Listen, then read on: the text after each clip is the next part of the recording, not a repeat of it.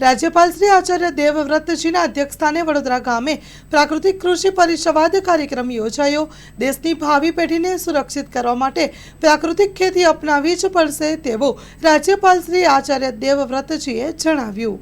દેશની ભાવિ પેઢીને સુરક્ષિત કરવા માટે પ્રાકૃતિક ખેતી અપનાવવી જ પડશે એમ રાજ્યપાલ શ્રી આચાર્ય શ્રી દેવવ્રતજીએ જણાવ્યું હતું। રાજ્યપાલ શ્રી આચાર્ય દેવવ્રતજીના અધ્યક્ષસ્થાને વડોદ ગામે પ્રાકૃતિક કૃષિ પરિસંવાદ યોજાયો હતો। આ તકે રાજ્યપાલશ્રીએ જણાવ્યું હતું કે પ્રધાનમંત્રી શ્રી નરેન્દ્રભાઈ મોદીના નેતૃત્વમાં દેશમાં રાષ્ટ્રીય પ્રાકૃતિક કૃષિ મિશન થકી અનેક ખેડૂતોએ પ્રાકૃતિક ખેતી અપનાવી છે। પ્રધાનમંત્રીશ્રીનું વિઝન છે કે સમગ્ર દેશમાં ઝેરમુક્ત ખેતી થાય। કાર્યક્રમ પૂર્વે રાજ્યપાલશ્રીએ પ્રાકૃતિક કૃષિ પ્રદર્શનોના સ્ટોલની મુલાકાત લઈ ખેડૂતોને પ્રોત્સાહિત કર્યા હતા। વધુમાં કાર્યક્રમમાં પ્રાકૃતિક ખેતી કરતા પ્રગતિશીલ ખેડૂતોએ મંચ પરથી પોતાના પ્રતિભાવો રજૂ કર્યા હતા। રાજ્યપાલશ્રીએ જણાવ્યું કે રાસાયણિક ખાતરના વપરાશથી જમીનના જૈવિક કાર્બનમાં મોટા પાયે ઘટાડો થયો છે। આવનારા સમયમાં પીવાના પાણીની પણ સમસ્યા સર્જાશે।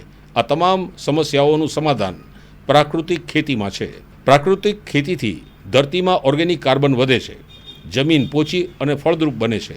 રાજ્યપાલશ્રીએ ઉમેર્યું કે રાસાયણિક ખેતીથી દેશની આર્થિક પરિસ્થિતિ, લોકોનું સ્વાસ્થ્ય અને પર્યાવરણને ગંભીર અસર થાય છે। રાસાયણિક ખાતરના વપરાશથી કેન્સર, હાર્ટ એટેક, ડાયાબિટીસ સહિતની બીમારીઓ વધી રહી છે।